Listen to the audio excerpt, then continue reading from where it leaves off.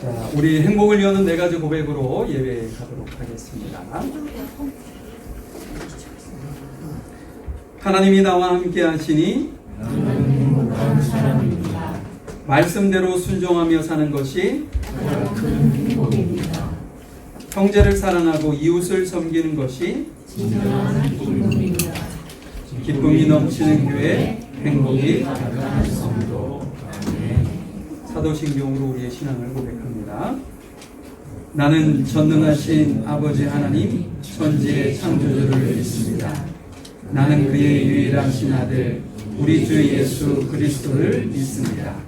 그는 성령으로 잉태되어 동정녀 마리아에게서 나시고 본디오 빌라도에게 고난을 받아 십자가에 못 박혀 죽으시고 장사된 지 사흘 만에 죽은 자 가운데서 다시 살아나셨으며 하늘에 오르시어 전능하신 아버지 하나님 우편에 앉아 계시다가 거기로부터 살아있는 자와 죽은 자를 심판하러 오십니다. 나는 성령을 믿으며 거룩한 공교회와 성도의 규제와 죄를 용서받는 것과 몸의 부활과 영생을 믿습니다. 아멘. 안녕하세요. 저희 이번 주 온 땅의 주인이라는 찬양과 하나님의 열심 준비했는데요. 다 같이 찬양 드리면서 예배 시작하겠습니다.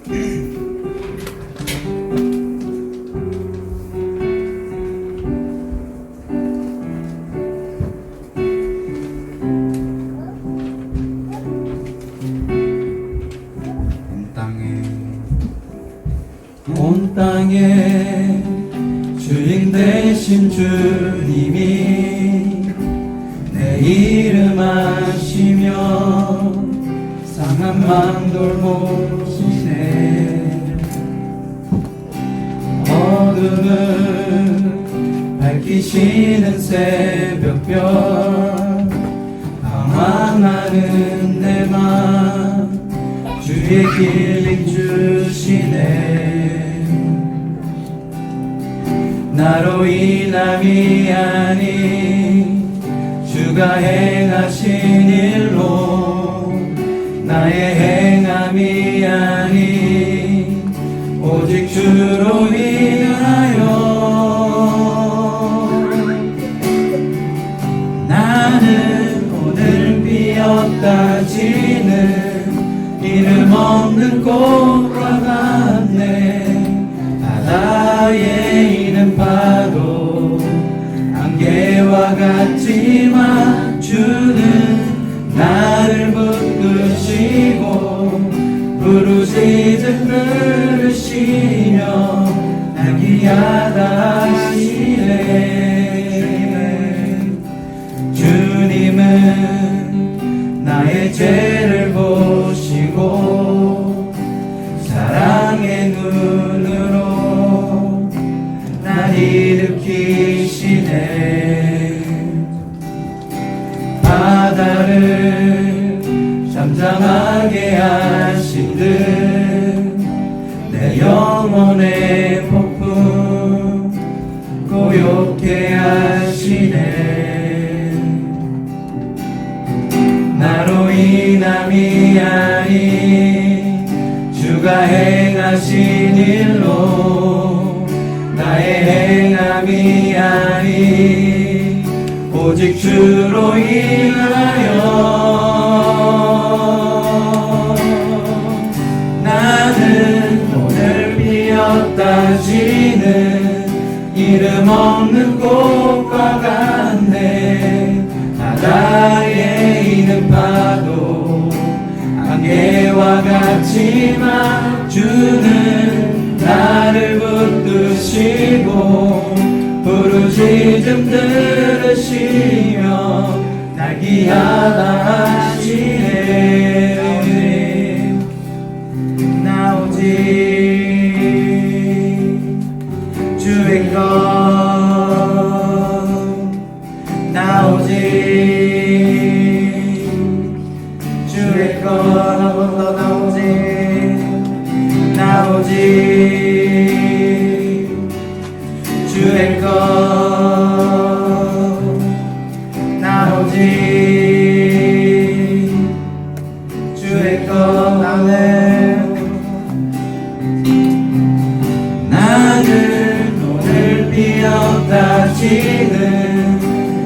없는 꽃과 같네. 바다의 이름 봐도 안개와 같지만 주는 나를 붙드시고 부르짖음 들으시며 날 귀하다 하시네.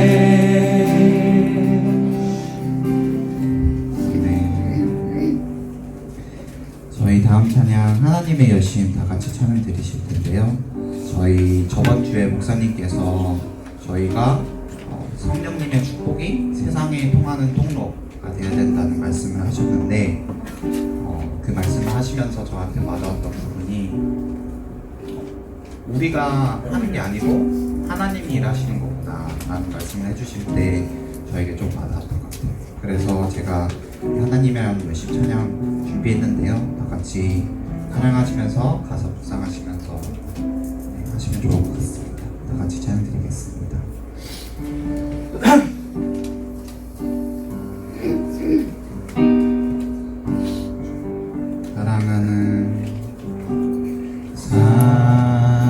사랑하는 내 딸아 너의 작은 도 내게 귀하다. 너와 함께 걸어가는 모든 시간이 내게 힘이라. 사랑하는 아들아 사랑하는 아들아 내 연약함도 내게 금이라. 너로 인해 잃어버린 나의 양들이 돌아오리라. 조금 느린 듯해도 기다려주겠니. 조금 더딘 듯해도 믿어줄 수 있니. 내가 가는 그 길 절대 헛되지 않으니. 나와 함께 가자. 앞이 보이지 않아도 나아가 주겠니. 이해되지 않아도 사랑해 주겠니. 너의 눈물의 기도 잊지 않고 있으니 나의 열심으로 이루리라.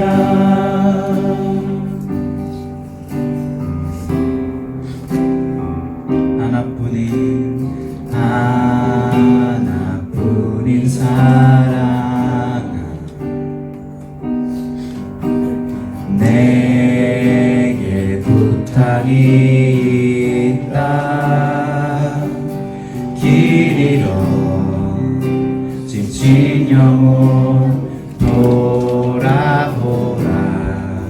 나의 품으로 안기어라. 조금 느린 듯해도 기다려주겠니. 조금 더딘 듯해도 믿어줄 수 있니. 내가 가는 그 길 절대 헛되지 않으니. 나와 함께 가자.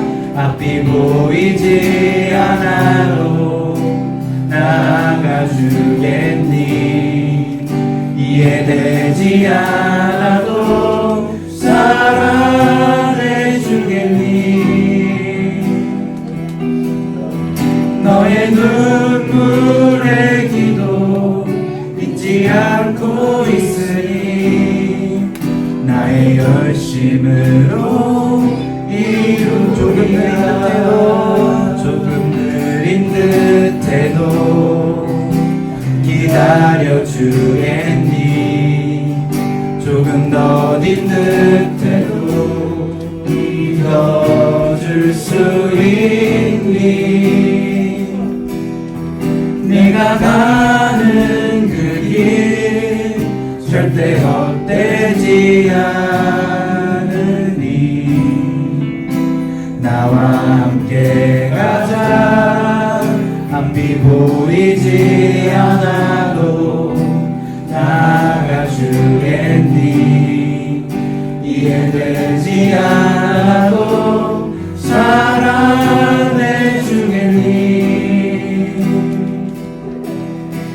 너의 눈물의 기도 잊지 않고 있으니. 나의 열심으로 저희 시간 같이 감사합니다.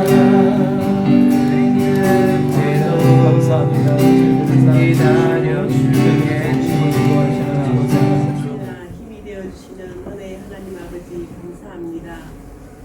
주님 안에 있게 세상으로부터 구별하여 주시고 내 안에 거하라 나도 너희 안에 거하리라 하신 말씀을 따라 주님과 연합하는 예배의 자리로 인도하심을 감사 찬양을 올려드립니다. 예배를 통하여 주님과의 인격적인 만남도 강구하게 하옵시고 이 주일 예배 이후의 삶도 예수님 안에서 성령님 안에서 있으므로 예배가 되어 내 안에 계신 주 하나님을 기쁘시게 하는 은혜의 시간으로 이끌어 주시기를 기도합니다. 국가의 신기용 교회 공동체를 위해 기도합니다. 그렇습니다. 주님, 이런저런 이유로 우리에게 맞는 예배드릴 곳 찾기가 참 어렵습니다. 주님 도와주옵시고 예배하신 주님의 때 영적인 이동으로 옮겨갈 수 있도록 기도로 도우는 온 성도님들이 되기를 기도합니다. 귀하고 좋으신 모강리 목사님을 교회 공동체에 보내주셔서 함께 하나님의 나라를 이루어가는데 동역자 되게 하심을 감사드립니다. 행복한 신앙생활을 위해 늘 말씀으로 국면에 나아갈 때 빛으로 인도하시는 예수님의 길을 잘 따라가는 은혜로 입혀주시기를 원하고 바라오며 우리를 죄에서 구원하여 주신 존귀하신 예수님의 이름으로 감사 기도드립니다.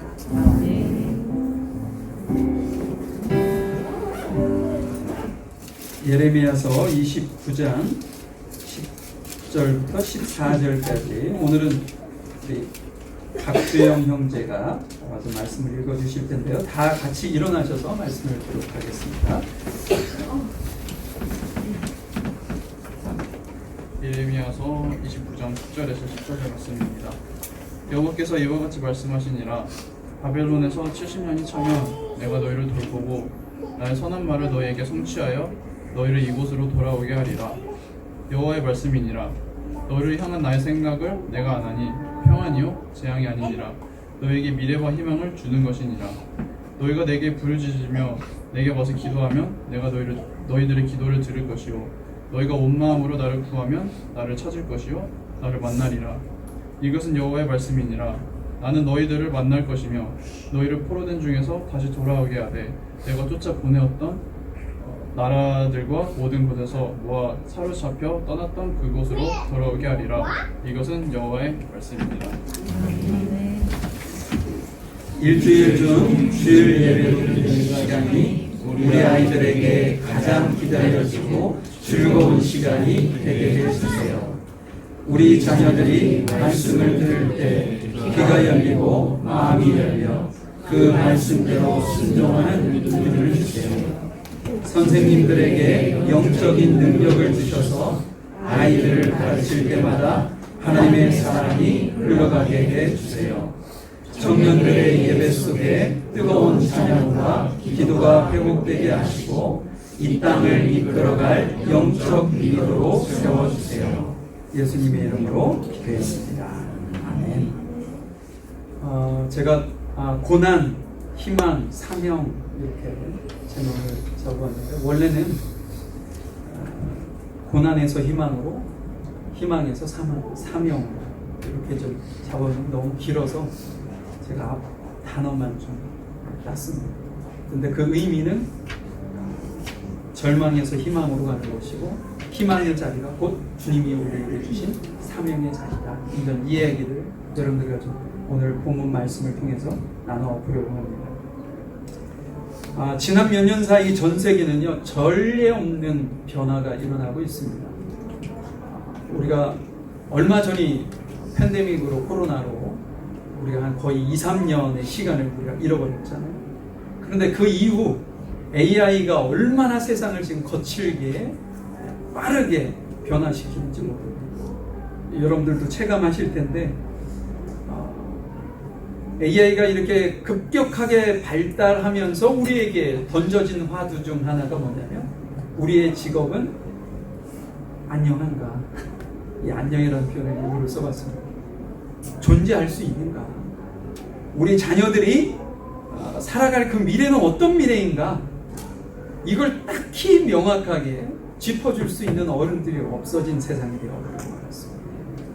실은 그 이전에는 우리가 어른들을 찾아가서 지혜를 얻는 것이 내가 어떤 미래, 어떤 시대를 살아갈 수 있는지에 대한 가르침이 되었어요.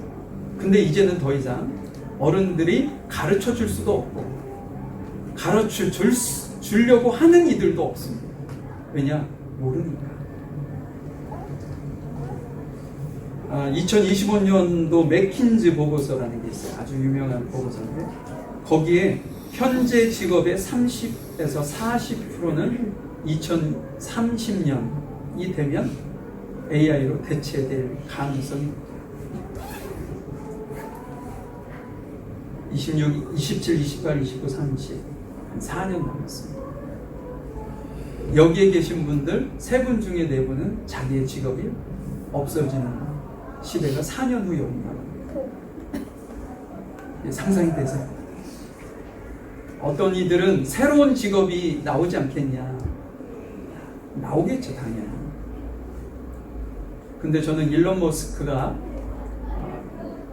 이제 더 이상 노동을 하지 않는 시대가 올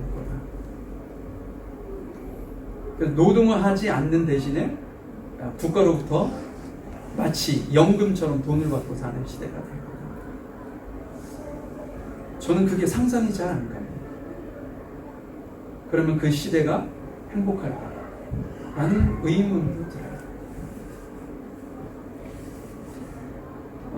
세계보건기구가 25, 26 이렇게 해가지고 보고서를 이렇게 내년에는 26, 27 이렇게 해서 보고서가 나오겠죠.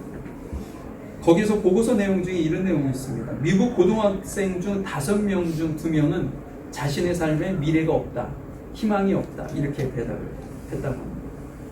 그러면 왜 그들이 자신의 삶에 미래가 없고 희망이 없다고 얘기했는가? 전문가들이 그들과 상담한 이후에 이렇게 추려낸 것이 뭐냐? AI가 발달함으로 인해서 자신의 미래가 불명확하게 되어졌다. 그리고 세계 각처에서 전쟁이 계속 일어나고 전례 없는 거죠. 거의 한동안 세계화 이 화두로 인해서 전 세계가 그렇게 평화롭게 살았어요. 그런데 미국에서 자국 우선주의라는 것을 들고 나온 이후로 모든 나라가 다 자국 우선주의로 지금 변해가고 있습니다. 지금 아시아의 분비로 돈을 쓰는 이 경쟁이 지금 중국, 일본 간 경쟁이 엄청나게 치열하게 되어지고 있고요. 얼마 전에 트럼프가 북한에 57기인가요? 핵폭탄이 있다고 인정해 버렸어요. 지금까지는 인정을 하지 않았는데 인정을 해버렸어요. 우리 국가는 그거보다 더 많은 100여 기가 있을 것이다. 젊은 친구들일수록 자신의 미래에 대한 이 불확실 때문에 희망 없이 그냥 살아가는 시대를 우리가 살아가고 있습니다. 기후위기도 장난이 아니죠. 우리 대한민국도 그 예외는 아닌데 유럽에서 뭐 40도, 42도 막 이래가지고 사람들이 막 죽어 가고는 그 모습을 보면서 야 심각하다. 그랬는데 올해 우리 한국이 딱히 그렇게 돼버렸어요. 40여도, 뭐 체감온도는 더 높아지죠. 거제, 통영, 부산 이쪽에 8월 15일 날 엄청난 비가 쏟아졌습니다. 906mm. 이게 어느 정도 되는지 모르시죠? 여름철 내내 뭐 홍수가 오고 모든 것 다 합쳐서 여름철 내내 쏟아질 강수량이 900 정도 된다고 합니다. 그런데 3일 만에 1년에 쏟아질 양이 한 지역에 쏟아져 버렸어요. 엄청난 일이죠. 어느 방송에 보니까 이렇게 새우잡이를 하러 갔어요. 그 새우잡이를 하기 위해서 그물을 내리고 한 30분 후에 쫙 끌어올렸는데 어떻게 됐을까요? 새우는 몇 마리 없고 다 쓰레기예요. 지금 바다가 우리는 눈에 보여지지 않지만 환경이 말할 수 없이 지금 파괴가 되어져 가고 있는 겁니다. 이런 여러 가지 절망적인 상황이 지금 우리 21세기를 살아가고 있는 우리 앞에 지금 직면해 있는 상황입니다. 근데 왜 제가 이렇게 장화와 이런 이야기를 여러분들에게 말씀을 드렸냐면 오늘 본문을 듣고 있는 이스라엘 백성들이 우리의 심정과 별반 다르지 않겠구나라는 생각을 갖게 되었기 때문입니다. 지금 이 말씀 예레미야를 듣고 있는 이들은 어디에 있는 사람들이냐면 바벨론의 포로로 잡혀가 있는 포로들이었습니다. 그 당시도 실은 계속적으로 정권이 바뀌죠. 국가가 바뀌는 거예요. 전 세계를 지배하는 나라가 바뀌는 겁니다. 아수르에서 바벨론으로 바뀌어버렸어요. 예전에는 이집트도 있었고 각각의 강대국들이 나타나고 죽어가고 나타나고 죽어가고를 반복하는데 지금은 바벨론에서 이스라엘을 점령해서 포로로 잡혀가 있는 상황에 그들에게 하나님께서 오늘 본문의 말씀을 주신 거예요. 그들의 미래가 밝았을까요? 그들의 삶도 너무나도 절망적인 삶이었을 겁니다. 내 자녀의 미래가 어떻게 될까? 나의 미래는 어떻게 될까? 1년 후, 2년 후, 3년 후 나의 삶은 어떻게 지금 흘러갈까? 이렇게 고민하고 있는 그들에게 하나님께서 오늘 이 말씀을 해주고 계시는 겁니다. 그러니까 우리와 상황이 비슷한 것 같다. 제가 그런 생각을 갖게 되어진 거죠. 그들에게 절망적으로 이렇게 눌려있는 그들에게 하나님께서 무슨 말씀을 하셨을까? 그 말씀을 좀 저와 여러분들이 나눠보고 하나님께서 우리에게 주시는 21세기에 살아가고 있는 우리에게 동일하게 말씀하고 계시는 그 키워드가 뭔지 그걸 한번 잡아보고 절망적인 상황이 우리에게 희망이 있고 희망의 자리가 하나님께서 우리에게 어떤 사명을 주는 자리인지 이걸 좀 확인하는 시간이 되었으면 좋겠습니다. 우리 10절 말씀 한번 볼까요?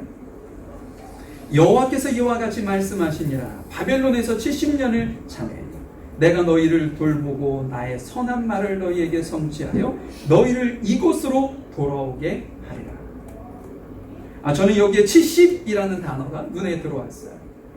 여러분 이 70이라는 단어가 그 당시에 듣고 있는 그들에게는 너무나도 충격적인 숫자가 아닐 수 없었습니다. 왜냐하면 그들은요 곧 돌아올 것이라고 생각했어요. 예레미야, 지금 예언하고 있는 이 예레미야를 제외한 모든 선지자들이 야 걱정하지 마, 2년 안에는 돌아올 수 있다.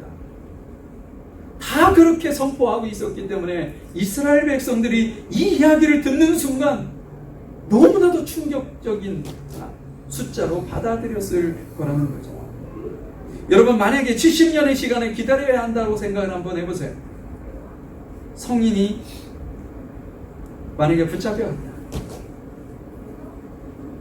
죽어서도 돌아오지 못하는 길을 가고 있는 겁니다. 그곳에서 난 아이들이라고 희망이 있을까요?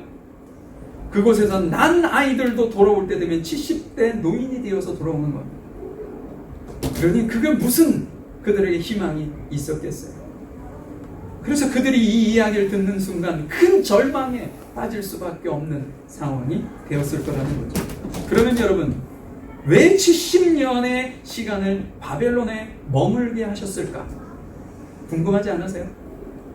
왜 하나님께서 그곳에 보내셔서 그것도 70년의 시간을 주셨을까? 한 5년? 길으면 한 10년 정도만 있다가 데려오시면 될 텐데 왜 70년의 시간을 그곳에 머물게 하셨을까? 신학자들은요, 이것을 이스라엘이 지키지 않은 안식년의 수와 연결 짓고 있습니다. 저도 말씀을 보다 보니 그렇구나 라고 그렇게 생각이 되어졌어요. 그래서 오늘 그 이야기를 여러분들에게 좀 소개해 드리려고 합니다.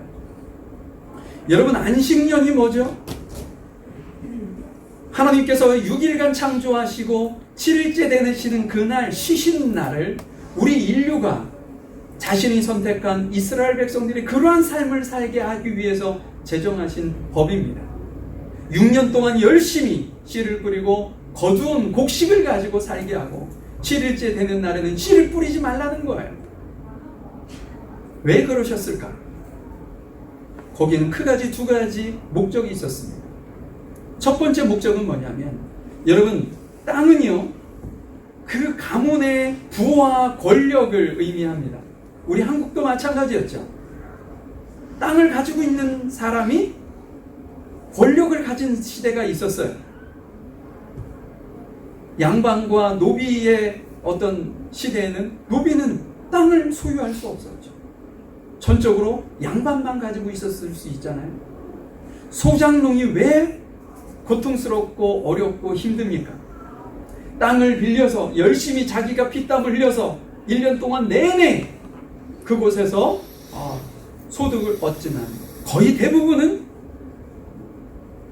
땅 주인한테 보내고 본인들은 먹고 살기도 급급한 것이 소작농의 삶입니다.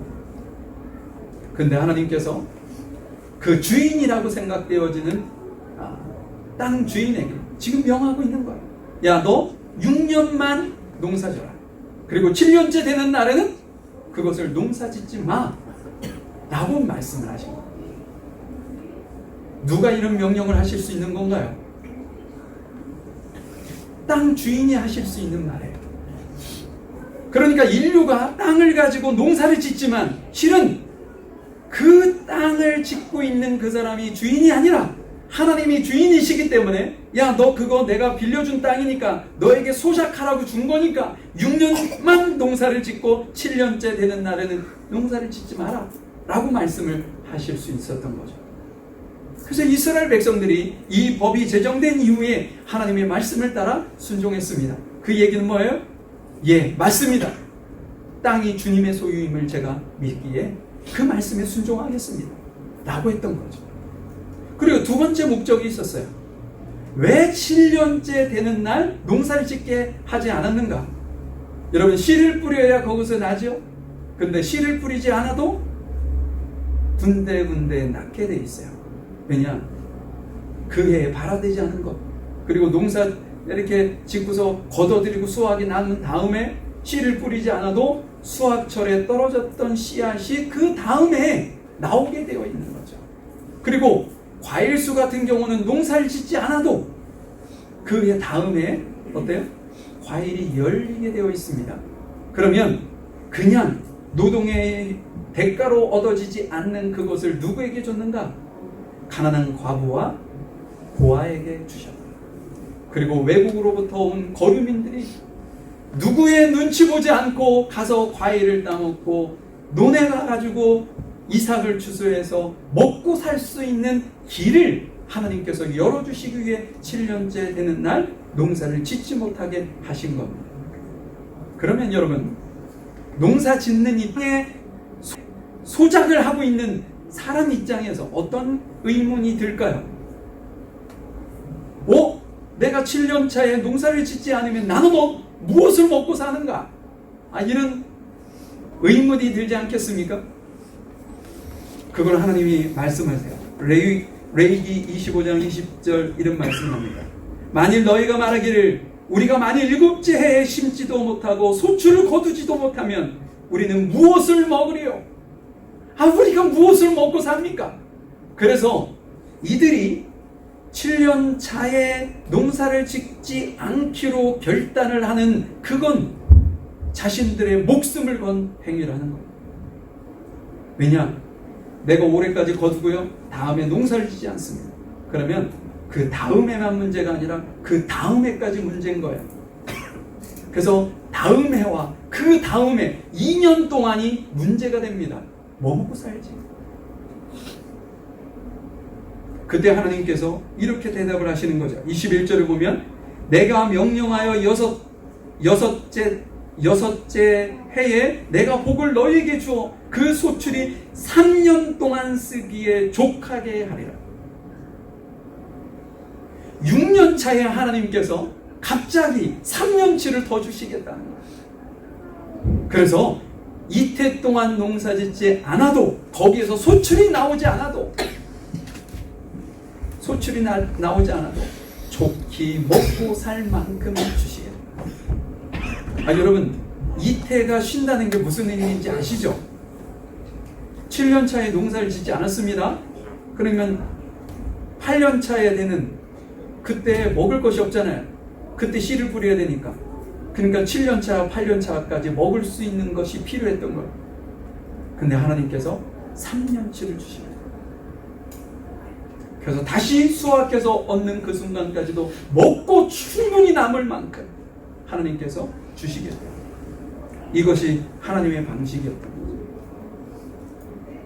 그러면 이것이 왜 70년하고 연관성이 있는 것인가? 라는 거죠. 그것이 역대하 36장에 그 말씀이 있습니다. 역대하 36장 한번 보죠. 20절.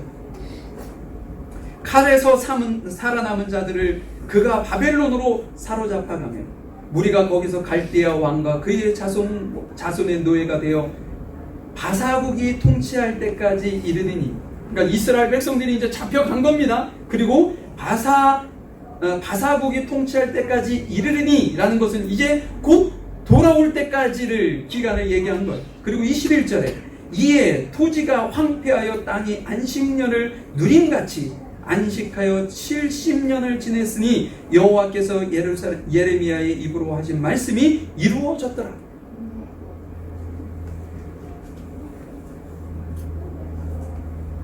이스라엘 백성들이 어느 때까지 이 법을 지켰는가 하면 왕국이 사울이 왕이 되는 왕정시대 전까지는 지켰습니다. 근데 왕정시대가 시작된 것을 주전 1000년도 아니면 1050년 정도로 봐요. 그런데 그것이 어느 때까지 지키지 않았는가? 바벨론의 포로로 잡혀가는, 그래서 유다가 멸망하는 그때, 그것이 주전 586년 정도 됩니다. 그러니까 그 사이가 몇 년 정도 되는가? 신학자들이 정확하게 딱 얘기할 수는 없어요. 왜냐? 이게 왕정시대가 1000년도인지 1030년인지 1020년인지 이게 조금 역사적 근거로 봤을 때 약간 유동성이 있다는 거죠. 앞으로 조금 당기면 기간이 늘어날 때고, 뒤로 조금 미루면 좀 좁혀지겠죠. 그러나 거의 대부분의 학자들이 450년에서 490년으로 봅니다. 이건 모든 신학자들이 그 안에는 범주 안에 다 들어갈 것이다 라고 얘기해요.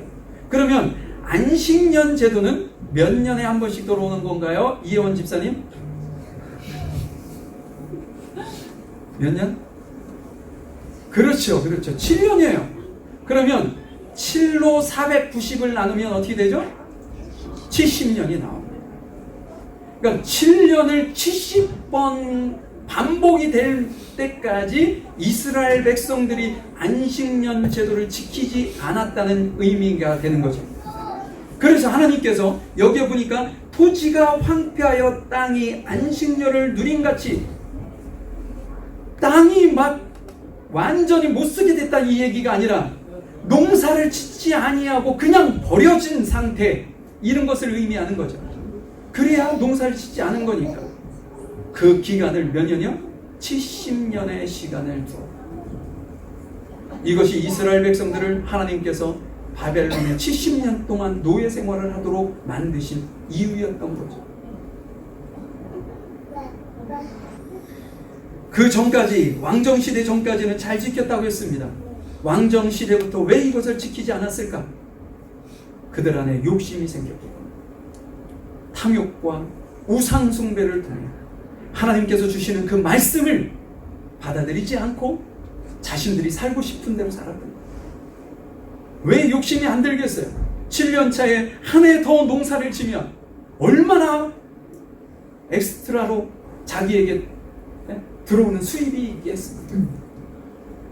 여러분, 안식년 제도나 실은 11조 제도나 동일한 개념을 가지고 우리에게 주님께서 명령하신 거예요. 안식년도 그렇고 11조도 그렇고 누가 주인이냐? 이것을 묻는 질문이에요.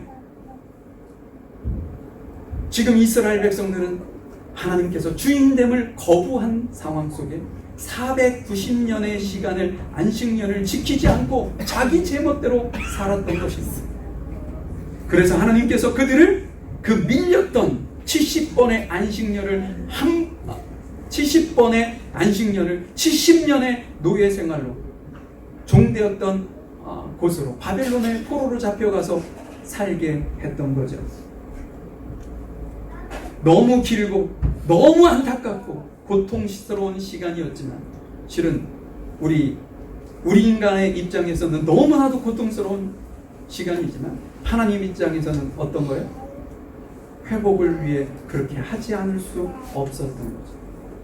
지난 시간 지키지 않은 것을 리셋하려고 가셨던 겁니다. 오늘 본문으로 다시 한번 돌아와 보죠. 왜 이것이 우리에게는 희망인가? 11절에 보면 여호와의 말씀이니라. 너희를 향한 나의 생각을 내가 아나니 평안이요 재앙이 아니니라. 너희에게 미래와 희망을 주는 것이니라. 우리 인간의 입장에서는 어떻다는 거예요? 이것이 재앙이라고 본 거예요. 아니 어떻게 70년의 시간을 그곳에서 머물게 하십니까?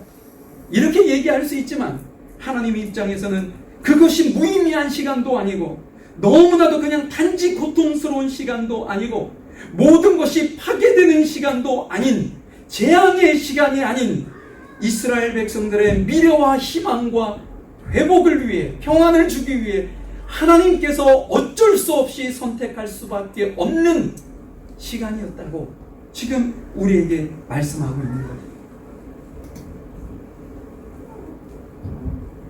우리의 생각과 하나님의 생각이 이렇게 다릅니다.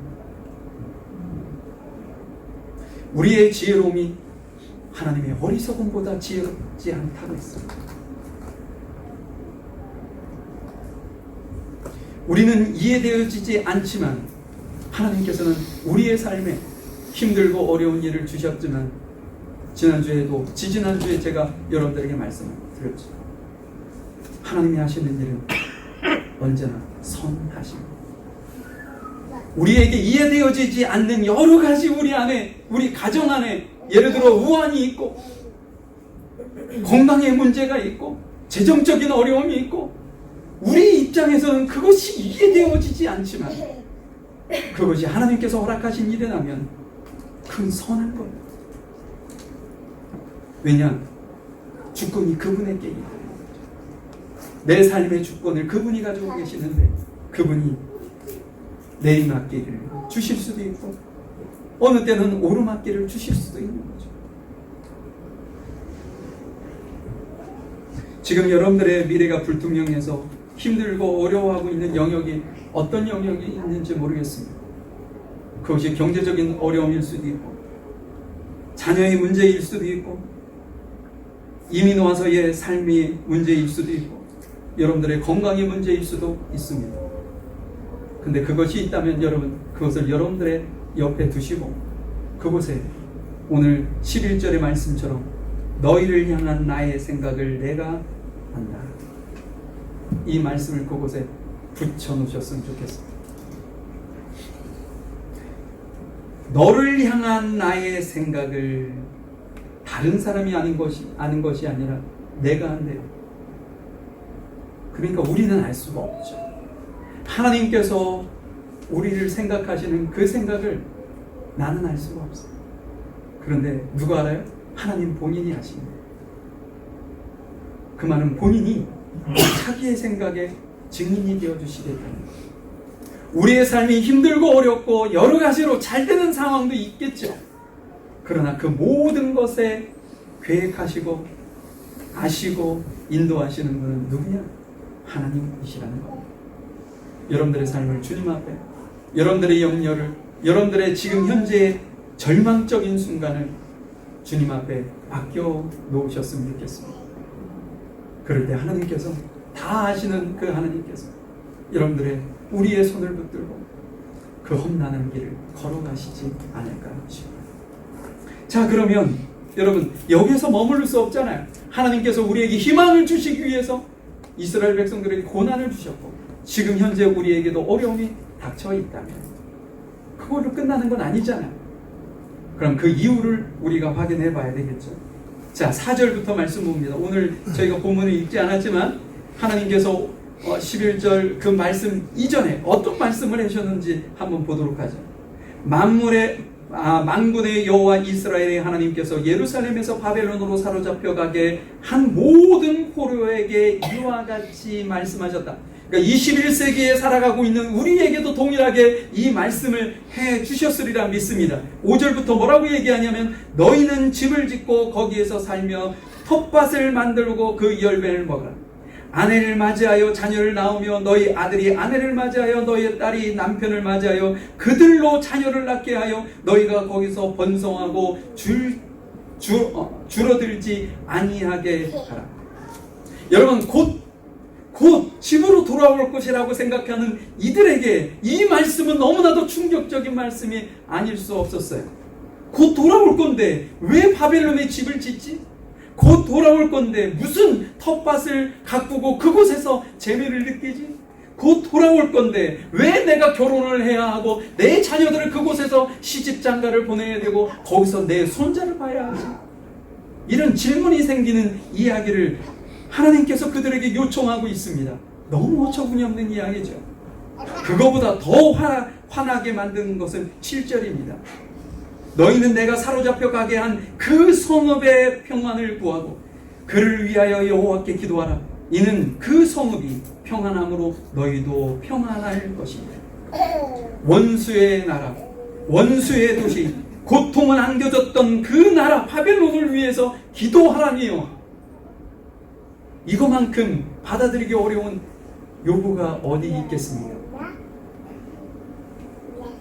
이스라엘 백성들은 포로로 잡혀갔을 때 두 부류가 있었을 거라고 생각이 들어요. 한 부류는 곧 돌아올 테니 임시로 살자, 체념주의자죠. 그냥 2년 동안 그냥 있다 오자, 이런 이들도 있을 테고요. 더 강성인 사람들은 우리는 포로다, 여기서 잘 살면 민족에 배신하는 거다, 이렇게 분리주의자들도 있었습니다. 그런데 하나님께서 그것이 너희들의 생각이 옳지 않다 지금 말씀하고, 야 너희들이 생각하는 그거 아니야, 그거 아니다. 너희들이 힘들겠지만 불평하지 말고, 억울하겠지만 원망하지 말고, 그 자리가 내가 허락한 자리인 그곳에서 그 자리에서 정말 충실히 살아가고, 그 도시의 평안을 위해서, 그들을 위해서 여호와께 기도하며 그곳에 삶의 뿌리를 박고 살아. 여러분 그곳이 하나님께서 허락한 자리라고 말씀하고 계십니다.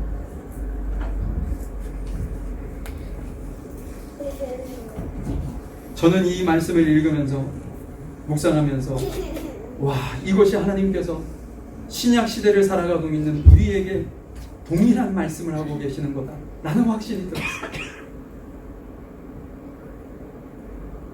이스라엘 백성들이 하나님의 말씀에 순종하지 않자 그들을 바벨론으로 끌어갔던 것처럼 초대교회 이스라엘 백성들이 예수님의 말씀을 받고 성령의 충만함을 받아 너무나도 좋았던 거죠.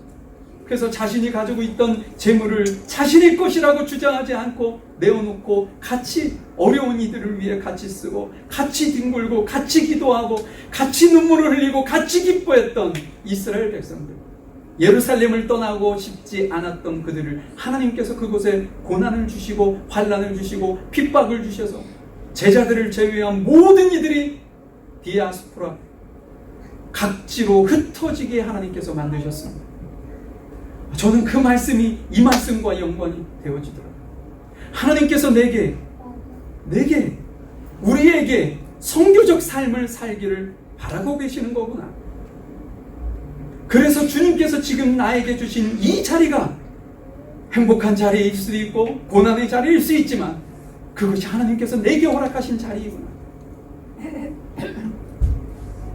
여러분, 이스라엘 백성들이요 바벨론 땅에 살아가는 그 방식은 이방인이었던 바벨론인들에게는 하나님 나라에 대한 증거로 받아들여졌을 겁니다. 그게 무슨 얘기인가 하면, 여러분 누구나 집을 짓고 살 수 있잖아요. 그러나 하나님의 방식대로 집을 짓는 이는 소수입니다. 누구나 텃밭을 가꾸며 살아갈 수 있습니다. 그러나 하나님의 방식대로 텃밭을 가꾸는 이는 소수예요. 누구나 자녀를 낳고 교육을 시킬 수는 있습니다. 그러나 하나님의 방식으로 자녀를 교육하는 이는 하나님의 자녀들, 하나님의 백성들 외에는 없다는 거죠. 지금 하나님께서 이스라엘 백성들에게 그 바벨론 땅, 고통스러운 그 땅에 내가 너희들에게 준 말씀을 따라 내가 너희에게 지금까지 얘기했던 그 하나님 나라에 대한 가치를 가지고 그곳에서 살아내라. 지금 우리에게 이스라엘 백성들에게 말씀하시고,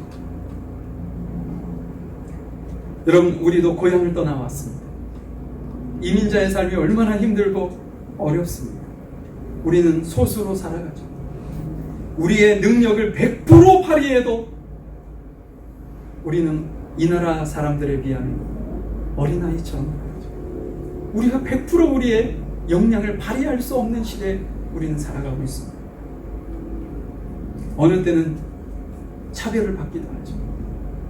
억울해지기도 합니다. 그냥 지금 받고 있는 이 현실이 눈물밖에 나지 않는 그런 시대를 우리가 살아가고 있습니다. 근데 하나님께서 우리에게 동일하게 말씀해 주고 계십니다. 너가 소수로 살고 있니? 이 땅이 너희가 소수로 살고 있는 오클랜드 땅이니? 그러면 오클랜드 땅을 위해 기도해. 오클랜드 땅의 평안을 위해 기도해. 지금 살고 있는 직장의 평안을 구하고 너희가 살고 있는 그 마을, 도시를 위해 기도하고 오클랜드 땅을 위해 기도하고 내가 공부하고 있는 그 학교의 평안을 위해 기도해. 왜냐? 하나님께서 우리를 가정과 동네와 일터와 학교와 우리가 머무는 그 자리에 하나님께서 우리를 선교사로 보내셨기 때문입니다. 그곳에서 하나님의 방식대로 살아가라는 거예요. 그러면 내가 내 생각을 한다. 너희를 향한 내 생각을 내가 한다. 내가 너희들을 그냥 그곳에 방치해두고 너희들이 힘들고 어려운 그곳에 그냥 놔두는 것이 아니라, 너가 건강이 어려워서 절망 가운데 있는 그 자리에 내가 그냥 두는 것이 아니라 너의 그 슬프고 아프고 어렵고 고난당하는 그 모든 것을 내가 한다. 그런데 그곳에서 하나님의 방식대로 살아. 그러면 그곳이 고통의 자리가 아니라 사명의 자리가 될 것이고, 고통의 절망의 자리가 아니라 그곳이 희망의 자리가 될 것이고, 그것이 너에게 준 사명의 자리가 될 거예요.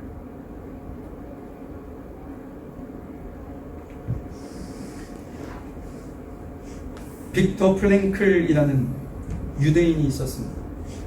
그는 정신과 의사였어요. 근데 아이슈비츠 강제 수용소에 수감되어 있었습니다. 그의 아내가, 자녀와 부모가 다 죽었어요. 그곳에서. 그때 하나님 앞에 그가 이렇게 기도했다고 합니다. 어떻게 사는 것이 이 절망의 상황에서 의미 있게 사는 것입니까? 내 자녀도 다 죽고 내 아내도 내 부모도 다 죽었어요. 오로지 나밖에 살아남지 않았는데 내가 이곳에서 어떻게 해야 하나님께서 원하시는 의미 있는 삶을 살아갈 수 있는 겁니다. 근데 그가 그때 깨달은 것이 내가 의사이니 원수들에게도 의사로서 도움을 주고 그곳에 갇혀있는 이들에게 정신적으로 위로와 힘을 줘야 돼요. 그래서 그 다음부터 살 수 있는 용기를 얻어서 그 안에 있는 수용소 안에 있는 이들을 돕기 시작했다. 그리고 그가 내가 이곳에서 살아나가게 된다면 반드시 이곳에서 있었던 이야기들을 글로 써야 되겠다. 그런 마음을 가졌는데 그가 어느 날 그곳에서 살아나와 나오게 되었다는 것. 그래서 1946년 그가 쓴 책이 있습니다. 죽음의 수용소에서. 그것이 전 세계로 1200만 부 이상이 팔렸고 국회의회 도서관에서 미국에서 가장 영향력 있는 책 10권 중에 한 권으로 선정이 되었다. 근데 그 책 내용 중에 이런 글귀가 있었어요. 인간에게 모든 것을 빼앗을 수 있지만 죽음도 모든 것도 다 빼앗아 갈 수 있지만 단 하나 내게 주어진 상황에서 어떤 태도를 취할지 선택하는 자유만은 빼앗을 수 없다. 그가 그렇게 사는 거죠. 이스라엘 백성들에게 바벨론 포로에서 너무나도 비참하게 억울하게 살아가는 그곳에서 하나님의 방식대로 살아갔던 거죠. 그가 그 수용소에서 하나님의 방식대로 살아냈던 거죠. 하나님께서 우리에게도 동일하게 말씀하고 있으리라 생각합니다. 우리가 처한 상황 속에 하나님께서 우리에게 요청하시는 삶의 방식대로 우리가 살아간다면 내가 있는 그 자리가 절망의 자리가 아니라 희망의 자리이고 더 나아가 나에게 주신 사명의 자리라는 것을 여러분들이 보게 될 것입니다. 그럼 이걸 어떻게 볼 수 있느냐? 그것이 12, 14절 한번 볼까요? 너희가 내게 부르짖으면 내가 와서 기도하면 내가 너희의 기도를 들을 것이요 너희가 온 마음으로 나를 구하면 나를 찾을 것이요 나를 만나리. 여러분 주님 앞에 무릎으로 나아가시라. 내 삶이 힘들고 도저히 감당할 수 없는 상황이 될 때 여러분 그냥 잊지 마세요. 모든 것이 자연스럽게 모든 것이 하나님께서 알아서 척척척척 모든 것을 다 해주리라고 그냥 너무 안주하여 잊지 마십시오. 여러분들의 무릎을 주님께 꿇으십시오. 여러분한테 기도할 때 여러분들이 하나님을 찾고 하나님을 만나기를 간절히 소망할 때 하나님께서 우리에게 찾아와 주시고 만날 수 있게 해 주시겠다는 것. 여러분 하나님을 찾은 사람과 하나님을 만난 사람은요 미래가 두렵지 않습니다. 저는 임종하시는 많은 분들을 지켜볼 기회를 얻었었어요. 근데 어떤 이들은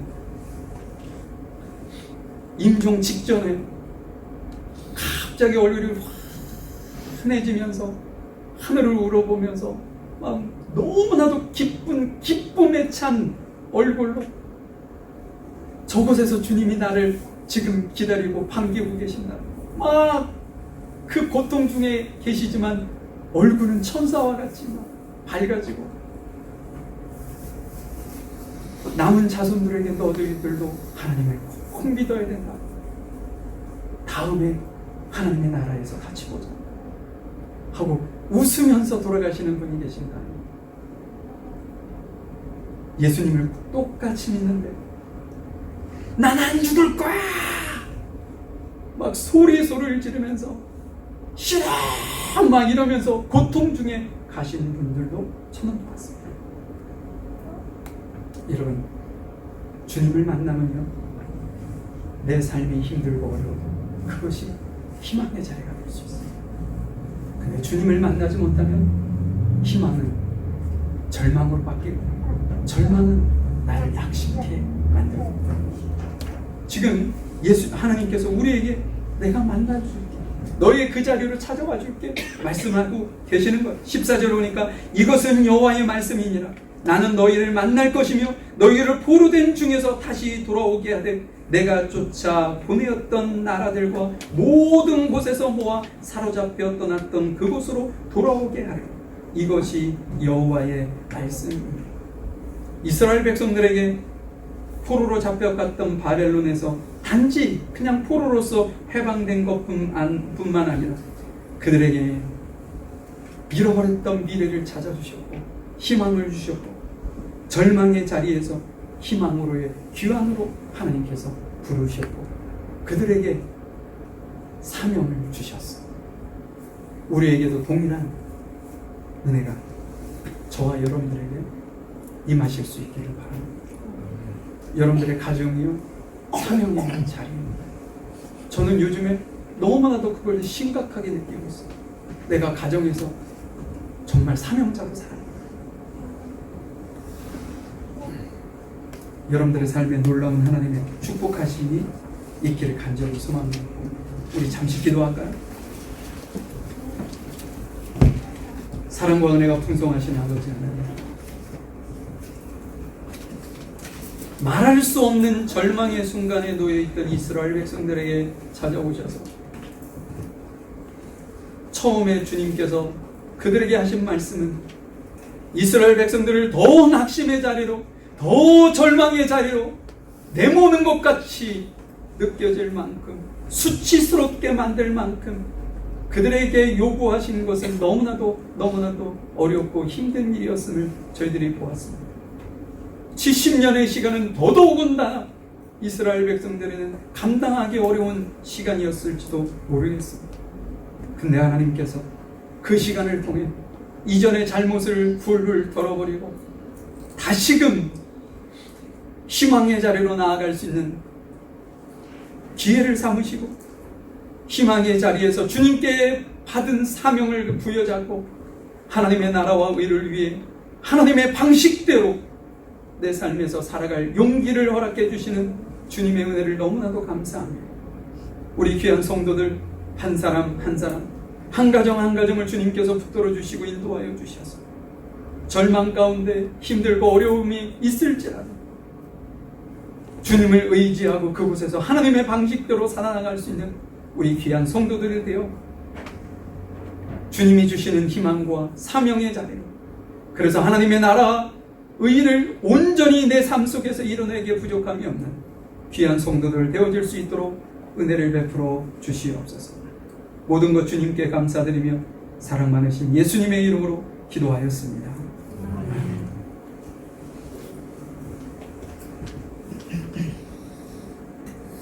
오늘 식사하시면서 죄송하지만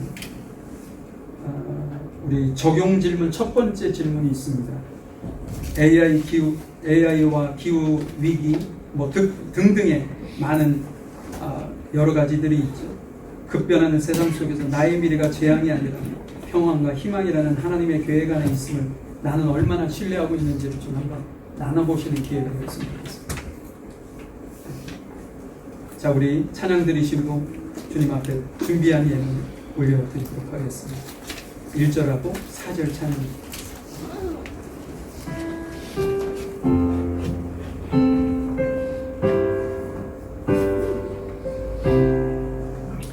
내 평생에 가는 길 순탄하여 늘 잔잔한 강 같은지 큰 풍파로 무섭고 어렵든지 나의 영혼은 늘 변하다. 내 영혼 평안해. 내 영혼 평안해. 저 공중의 구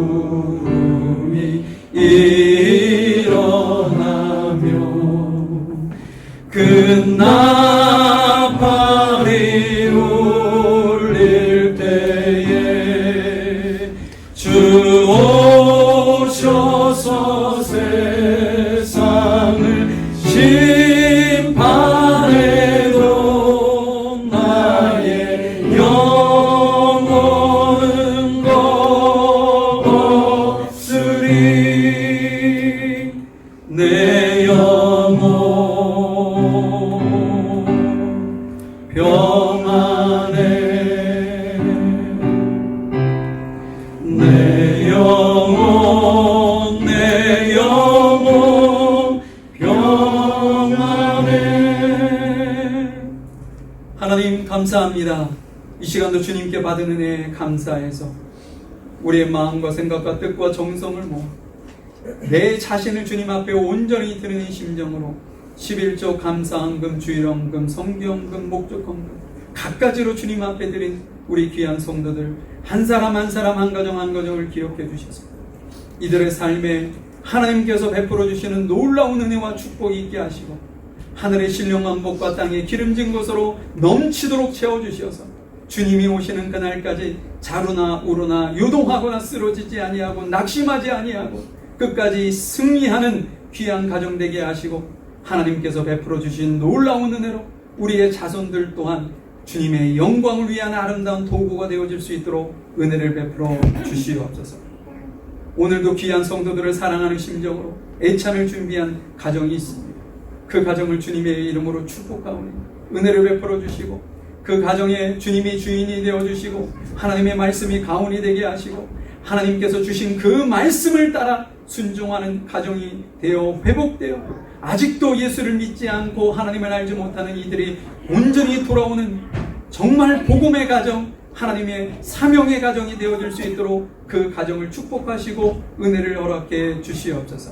오늘도 같이 식사를 나누는 모든 성도들에게 동일한 은혜와 축복을 내려주시기를 소망합니다. 지금은 우리 주 예수 그리스도의 크신 은혜와 아버지 하나님의 무한하신 사랑하심, 성령님의 인도하시고 내조하시고 교통하심, 절망의 자리에 낙심하고 있는 것이 아니라 주님께서 말씀하시는 평안을 찾고 평안의 자리에 저희들에게 맡기신 사명을 붙들고 주님이 오는 날까지 순종하며 승리하기를 원하는 모든 성도들 머리 위와 이들의 가정과 사업장, 일터 위의 학업이 지금부터 영원히 함께 하시기를 간절히 축원하옵나이다.